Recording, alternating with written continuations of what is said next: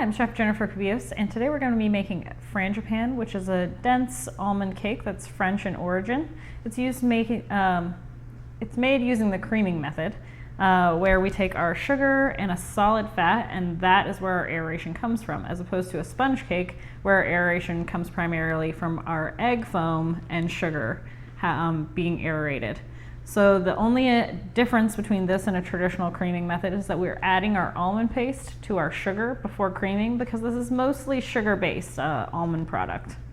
We're going to start off by sifting our dry ingredients. We will allow our sugar to kind of break up our almond paste until it's nice and smooth. Add our fat, cream until fluffy, slowly add our eggs, and then slowly add our dry ingredients just until combined. This is going to get baked at about 375 degrees for about 20 minutes. So let's go ahead and get started. I'm going to go ahead and sift my cake flour. I'm using cake flour here because we want this to have a nice, light, tender texture. Cake flour has a lower protein content, which means less gluten. Gluten is what makes that really nice, chewy texture in breads, but we don't want to have a chewy cake. So that flour is sifted, and this is going to prevent us from having clumps of dry ingredients in our final batter and eventually in our final cake. So you can see that I've switched to a paddle instead of a whisk here because I'm going to be creaming a solid fat. So I want something a little bit more aggressive, and it's going to get in any clumps that I might have in my fat. I'm going to start by adding my sugar straight in. And then as I add my almond paste, I'm just going to break it up a little bit and mix this until it's sandy. A lot of recipes don't include this step, but I find that it helps to prevent us from having any chunks of almond paste in our final product.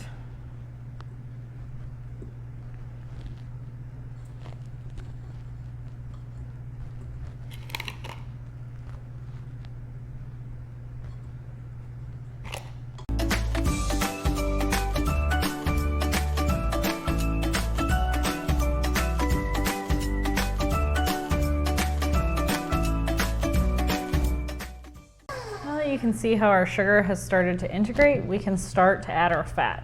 Now, usually in creaming, you can do this all in one step.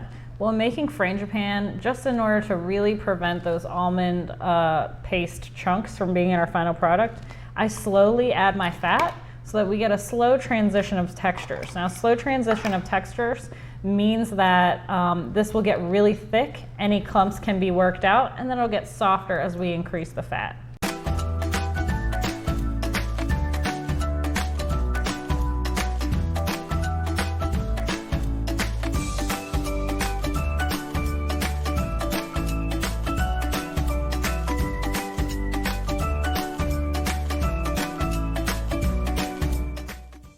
So you can see I added just enough fat in order to make a dough that pushes out all those chunks, and now I can add the remainder of my fat, and I'm going to cream this for about 5 minutes because, like I said, there's no chemical levers in this, so all of our aeration is coming from this creaming process. So we want this to be really nice and light and fluffy. You'll see a real textural change, and it will lighten in color before it's ready.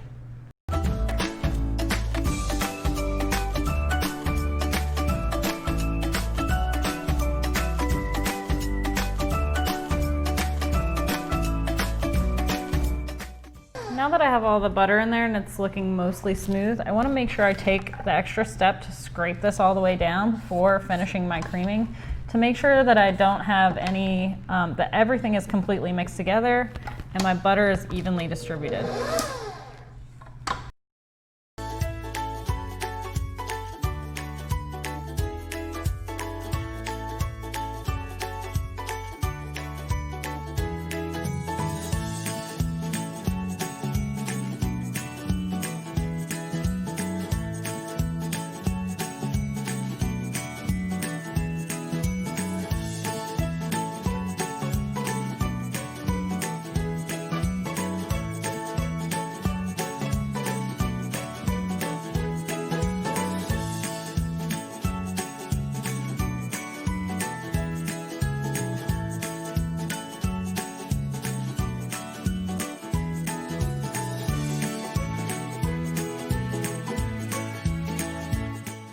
Now you can see that this has changed in texture, so it's much softer than it was before.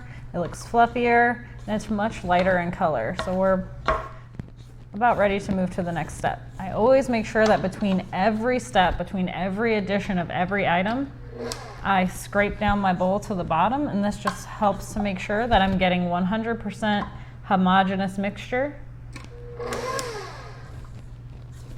and that the bottom of my bowl doesn't have different things stuck to it, bits of almond paste or butter or anything else. So I'm gonna add my eggs slowly while I'm mixing. We're coming back to that slow textural change.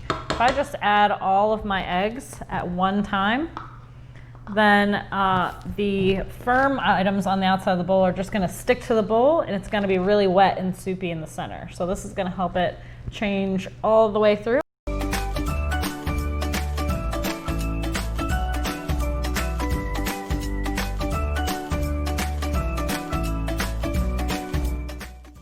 So all of those eggs are mixed in. I'm going to scrape to the bottom because there's always going to be bits that didn't completely combine.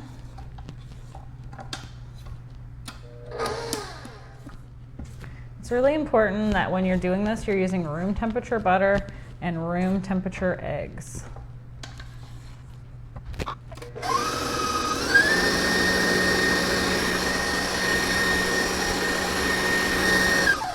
So you saw when I scraped this before that it looked really granular and broken. That's because I added a lot of liquid to a lot of fat, which are polar items. When I force those two together, that's called an emulsification.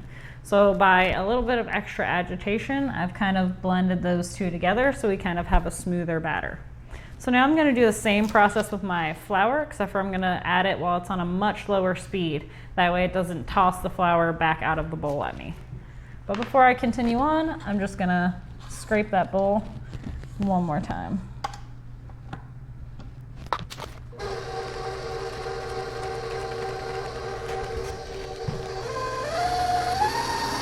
So I mixed that just until we couldn't see any flour anymore. But in case you were wondering what I was going to do next, I'm going to scrape the bowl a final time to make sure the flour's gotten all the way down to the bottom. And then mix it just a tiny bit more before we're ready to move on.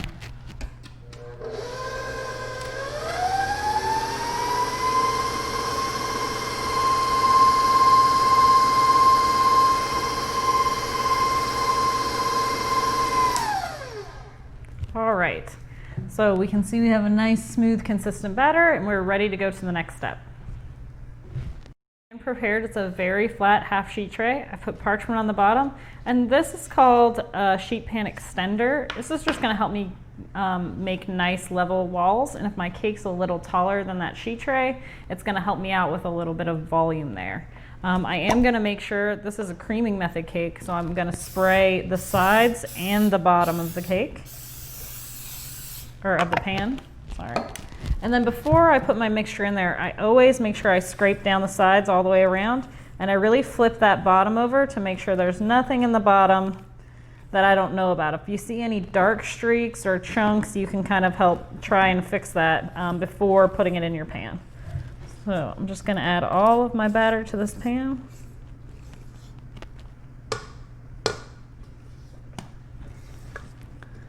And unlike with my sponge cake, where I was really constrained by time by worrying about that deflation, because my aeration is in my solid fat, it's less likely to deflate over time. So I can actually refrigerate or freeze this and bake it at a different time if I'm not ready to bake it currently.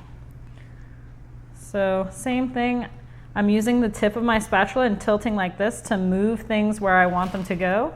And when I go to smoothing, then I'll keep it very level and only tilt back and forth. I think it helps to turn your sheet tray and not try and turn your body when you're doing this.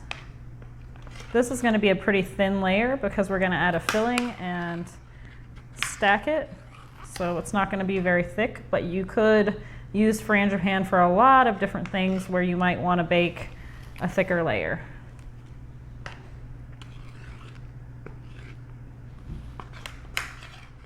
So you can see this is nice firm batter. It's nice and light and fluffy.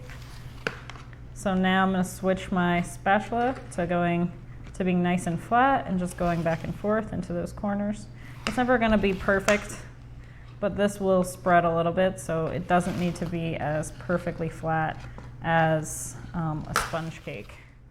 Make sure we get every little bit in here. We're not wasting any batter. Wasting batter is wasting money.